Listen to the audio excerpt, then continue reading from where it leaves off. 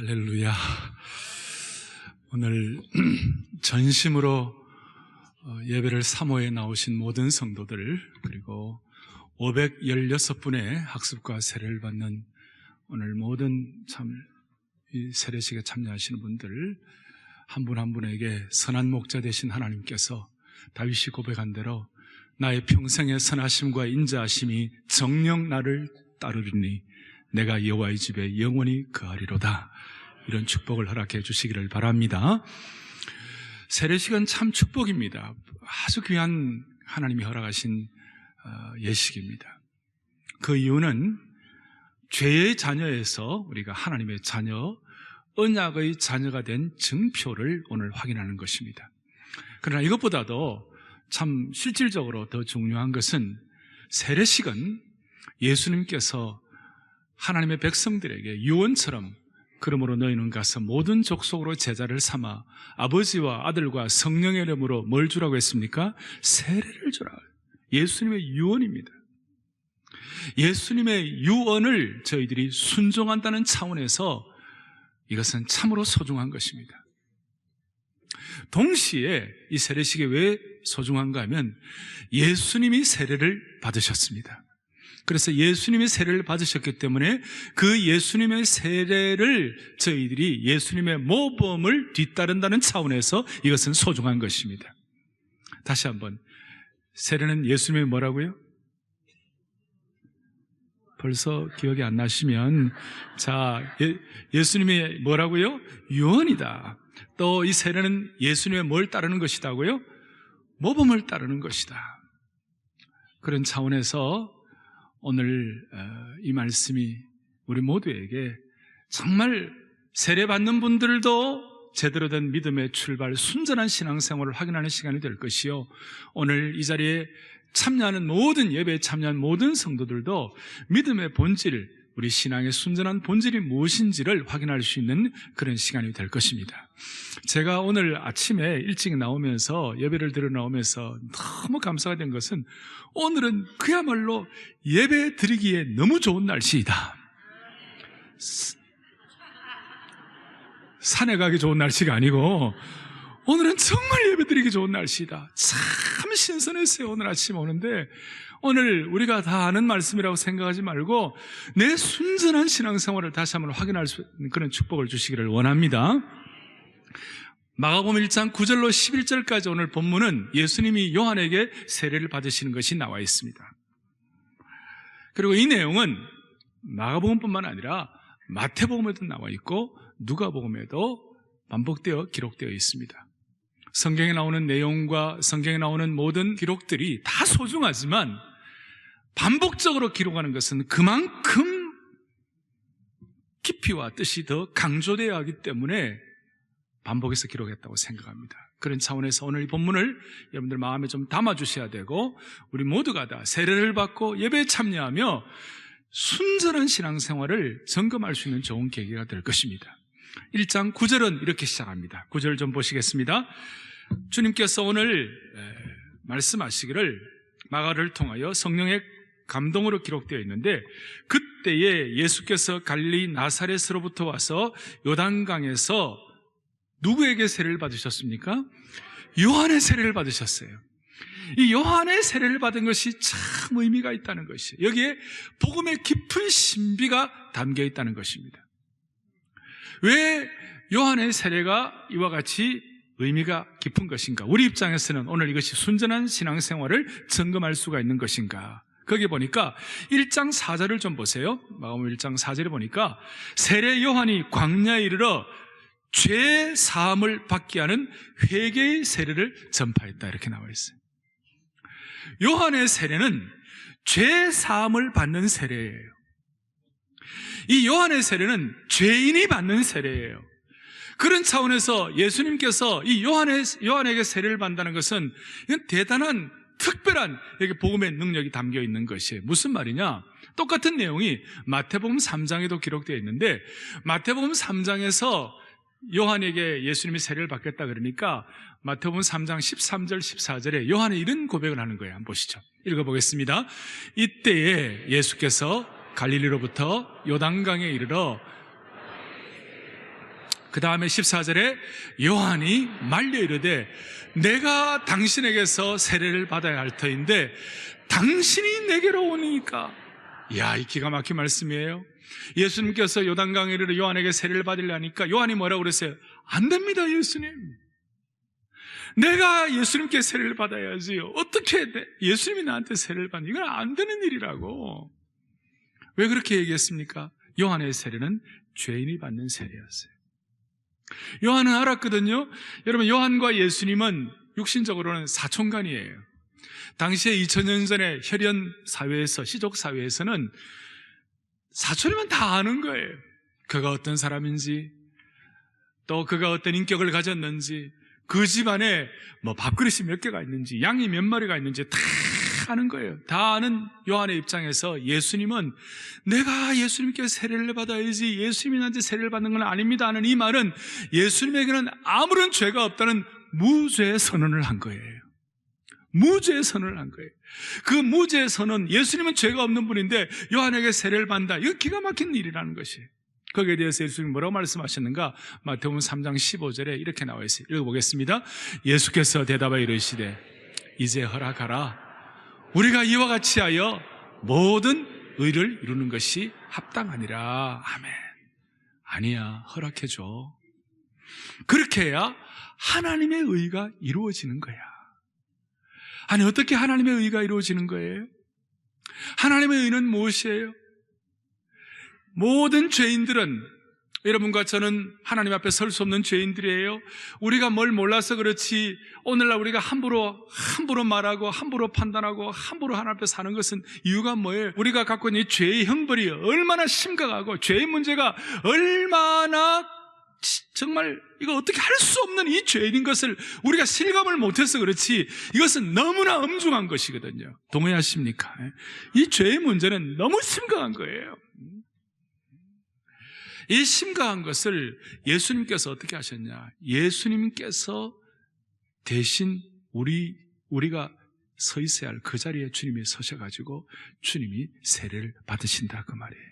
이 엄청난 죄의 형벌 가운데 있어야 할 우리를 도저히 우리는 그 빚을 갚을 수 없어요. 우리 능력으로는 안 되는 거예요. 죽었다 깨어나도 안 되는 거예요. 절대로 안 되는데 예수님께서 우리가 받아야 할 그 죄의 형벌, 우리가 서야 할 그 죄인의 자리에 서셔서 나 대신 예수님께서 요한의 세례를 받으신 거예요. 여기에 복음의 신비가 담겨 있는 거예요. 내가 받아야 할 죄인의 자리에 예수님이 서셔서 나를 너무 사랑하시기 때문에 주님이 세례를 받으신 거예요. 그렇게 해서 우리가 오늘 죄 없는 예수님이 나 때문에 죄인의 자리에 서셨다. 이것이 바로 요한의 세례를 말씀하신 것입니다. 우리는 오늘 매일매일 살아가면서 안타까운 일들이 많아요. 감당 못할 힘든 일도 있고, 오늘 이 자리에 여러분들 다 이렇게 참 성장하려고 다 오셔서 겉으로 보면 다 괜찮은 것 같지만 지난 한 주간 동안 여러분들이 어떻게 사셨는지는 안 봐도 비디오입니다. 좋은 분도 많고 평안하게도 귀한 삶도 살아온 분도 많이 있지만 말로도 알 수 없는 고통과 안타까운 기도의 제목을 갖고 온 분들 이 자리에 많이 계세요. 여러분 그거 어떻게 풀어요?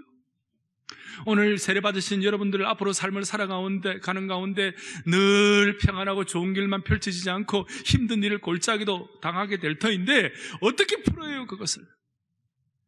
삶의 모든 애환 가운데서 여러분들이 여러분들이 고통하는 많은 일들 가운데서 딱 하나예요. 그것이 뭐냐? 내가 받아야 할 엄청난 죄의 형벌을 주님께서 요한의 세례를 받으셔서 죄인의 자리에 서셔서 주님께서 그 죄의 짐을 지셨구나. 그걸 깊이 묵상하고 생각하고 내가 서야 할 그 자리에 주님이 서셨다라고 생각하는 그 순간부터 슬픔 많은 이 세상도 천국으로 화도다. 내 영혼이 은총 입어 중한 죄짐 벗고 보니 슬픔 많은 이 세상도 천국으로 화도다.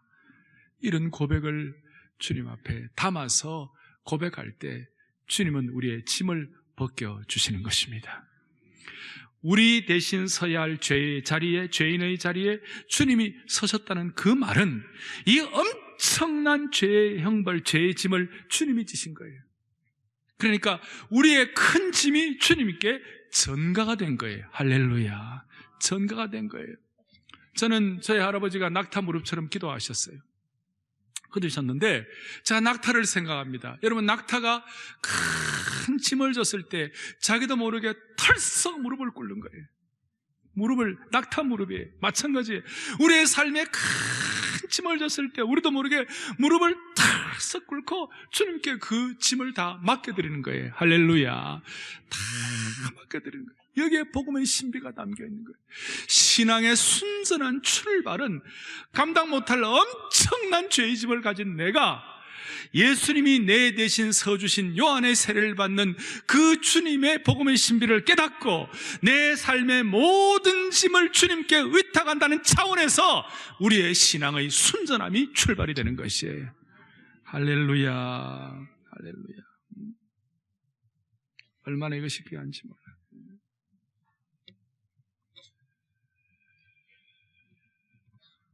어떠한 어려움이 있다 할지라도 어려움이 있을 때마다 우리의 가장 큰 힘이 되는 것은 예수님께서 나 대신에 회개의 세례를, 나 대신에 죄인의 자리에 서셨다는 것을 생각하면 더 이상 절망할 것도 없고 더 이상 슬퍼할 것도 없고 더 이상 상처받을 것도 없다는 사실을 확신하게 될 것입니다.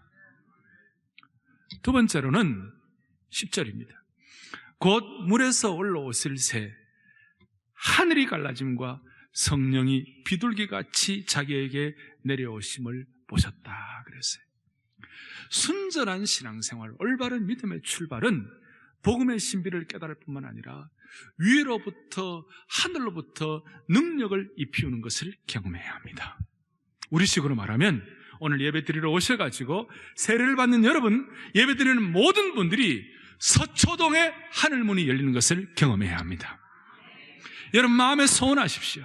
하나님의 나라는 말에 있지 않습니다. 서초동의 하늘문이 어떻게 열리는가? 오늘 예수님이 세례를 받으실 때 하늘이 갈라짐과 성령이 비둘기같이 자기에게 내려오시는 거예요. 이것은 한마디로 말하면 성령의 능력을 입히우는 것이에요. 사도행전 1장 8절인 것처럼 오직 성령이 너희에게 위로부터 능력으로 임하시면 그거예요. 여기에 대한 자세한 것은 다음 주일 성령 강림주일 날 제가 말씀을 드릴 것이고, 오늘은 한 가지만, 하나님의 백성들은 반드시 그의 생애 가운데서 위로부터 능력을 입히우는 순간을 경험해야 할 것이다 이거예요. 소위 죄송합니다, 영어로 empowering moment, 하나님의 능력이 우리에게 함께 하시는 그 순간이 우리에게 있게 하여 주시옵소서. 세상의 종교와 기독교의 종교의 차이가 뭐예요? 세상의 많은 종교는 너의 마음에 있는, 너가 갖고 있는 잠재력을 개발하라, 너의 정신력을 일깨워라, 너의 어떤 갖고 있는 포텐셜을 개발하라, 이것이 세상적인 종교의 차원이에요. 깨달아라, 이것이에요. 그런데 기독교만은 그거 갖고 안 된다. 우리는 형벌을 받을 수밖에 없는 죄인이기 때문에 우리는 그거 갖고 안 된다. 우리는 순전한 복음의 신비를 가지고 그 복음을 깨닫고 난 다음에 모든 신앙인은 예외 없이 신앙의 발걸음, 세례를 받을 때부터 예수님을 구주님으로 고백하는 그 순간부터 반드시 우리가 확인해야 할 것은 그것이 뭐냐? 위로부터 능력을 받아야만 한다는 것이에요. 이것은 큰 차이예요. 세상 종교와 기독교의 차이예요. 이것은 마치 사자와 강아지의 비유를 들어서 설명할 수 있어요. 강아지가 아무리 큰 소리를 쳐도 사자 앞에서는 감당이 안 되는 거예요. 사자를 이기려면 그 사자를 이길 만한 무언가가 위로부터 부어져야만 하는 것이에요. 그리스도인들은 반드시 위로부터 능력을 입히어만 하는 것이에요. 주님께서는 오늘 이것을 우리에게 요구하시는, 예수님께서도 이 세례 받으시고 난 다음 바로 이제 공생에 시작할 때 주의 성령이 내게 임하였으니 그 이후로 가난한 자에게, 어려운 자에게, 저는 자에게, 눈먼 자에게 복음의 신비한 은혜가 실제로 임할 수 있도록 그 모든 주님의 사역의 원천이 주의 성령의 능력이 내게 임하였으니 그것이. 오늘 세례받는 분들이요, 이 자리에 예배로 참석한 모든 성도들이요, 주여 우리 교회와 개인에게 위로부터 능력을 입히우는 그 시간이 확보되게 하여 주시옵시고, 아니 전에 경험한 분들은 다시 한번 주님 앞에 새롭게 새 능력을 부여받게 하여 주시옵소서. 그럼 능력 받는다는 것이 무엇입니까? 능력 받아서 뭐 할 거예요? 강한 능력 받아가지고 내 마음대로 살 거예요? 그거 아니에요. 오늘 능력이 어떻게 입히우는가? 성령이 비둘기같이 내려오셨다는 것이. 비둘기는 뭘 상징합니까? 겸손과 평화와 섬김을 상징하는 것입니다. 능력 받으면 능력 받는 여러분들 때문에 주위가 평화롭게 되어야만 할 것이에요. 능력 받은 여러분들 때문에 주위가 섬김의 은혜를 받아야만 할 것이에요. 이것이 세상과 다른 차원의 기독교의 능력인 것입니다. 이 세상은 강자가 힘을 쓰는 곳이고 정의는 강자의 이익이라 이렇게 표현하고 있습니다만은 기독교의 능력은 그 사람이 가는 곳마다, 능력받은 사람이 가는 곳마다 강자가 생존하는 것이 아니라 겸손한 은혜를 받게 되는 것이에요. 그래서 주님께서는 큰 자, 능력 있는 자가 신앙세계에서는 섬기는 자가 될 것이라고 말씀하시는 거예요. 사랑하는 교우들이여, 우리는 강자 생존을 주장하는 신앙이 아니라 겸손한 자, 겸자 생존을 주장하는 그런 축복이 있으면 좋겠어요. 할렐루야. 세 번째로 11절에 하늘로부터 소리가 나기를 너는 내 사랑하는 아들이라 내가 너를 기뻐하노라. 순전한 신앙은 복음의 신비와 그 다음에 위로부터 능력을 입어야만 되는 것인데, 이제 중요한 마지막 정리는 뭐냐? 신앙의 정체성을 확인해야 합니다. 오늘 세례받으면서 세례받는 여러분들은 성부와 성자와 성령 이름으로 세례를 받을 때 오늘 주님께서 여러분들의 마음속에 다시 한번 너는 내 사랑하는 아들이야, 너는 내 사랑하는 딸이야, 그렇게 확증시켜 주시기를 원합니다. 따라하겠습니다. 우리는 주님이 사랑하시는 아들입니다. 주님이 사랑하는 딸입니다. 주님이 기뻐하는 제사장입니다. 이 신분의식에 대한 정체성, 우리 교회가 그렇게도 확인하고 점검하기를 원했던 축복이에요. 사랑하는 교우들이여, 다시 한번 내가 누군지를 다시 한번 정체성을 확인할 수 있기를 바랍니다. 우리는 왕자입니다. 우리는 하나님 나라의 공주입니다. 우리는 함부로 우리의 몸을 굴릴 사람들이 아닙니다. 우리는 함부로 우리의 몸을 굴려가지고 함부로 살 사람들이 아니에요. 우리는 주님 앞에서 은혜를 받아 신앙의 정체성을 가지고 하나님의 아들로 인정받은 그 정체성 때문에 자존심을 버리고 세상에 아부할 사람들이 아닙니다. 우리 하나님의 나라 왕자 공주가 되었기 때문에 우리가 무엇이 부족해서 세상 사람들의 상에서 떨어지는 떡 부스러기를 구걸할 사람들이 아니라는 것이에요. 우리는 왕같은 제사장들이기 때문에 우리의 몸을 함부로 내팽개쳐가지고 강남의 한 거리 골목에서 흐느적거릴 사람들이 아니라는 것이에요. 우리는 하나님 나라의 왕자와 공주라는 것이에요. 이걸 다시 한번 여러분들 마음에 확인하셔야 돼요. 그런데 여러분들 가운데 하나님 나라의 왕자 공주가 아니라 노예처럼 사는 사람들이 있어요. 중요한 것은 이것이에요. 하나님 나라의 왕자와 공주로서 내 사랑하는 아들이요 딸이요 기뻐하라는 자라는 이 사실이 확인되고 이 정체성이 확인되면 정체성은 우리를 존귀하게 만들어주시는 것이에요. 우리의 표정과 우리의 품위와 우리의 앉아있는 모습과 우리의 눈빛이 하나님이 우리로 하여금 존귀한 자로 만들어주시는 것이에요. 결코 수치와 부끄러움을 당하지 않게 하실 것을 기억하시고 잘 살든 못 살든 상관이 없이 이 세례식에 참여하면서 주님 거룩한 품위가 회복되게 하여 주시기를 원합니다. 존귀한 지체임을 확인하게 하여 주시옵소서. 저는 목사 아들로 태어났습니다. 저는 어릴 때부터 아예 저에게 금지된 것이 있었어요. 그것이 뭐냐? 쌍욕을 못하는 것이었습니다. 저는 함부로 기억, 시옷 이런 거 잘 못했어요.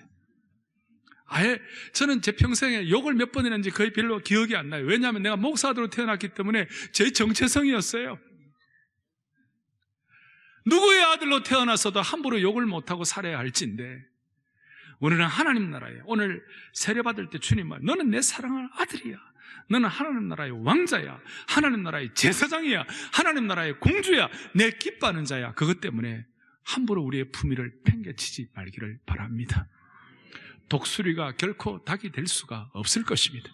우리는 하나님 나라를 비상하는 독수리인 것입니다. 독수리처럼 비상해야지 닭처럼 날개짓이나고 그러지 말기를 바랍니다.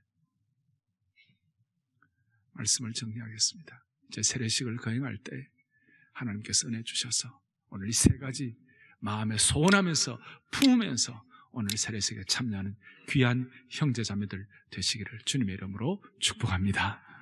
할렐루야.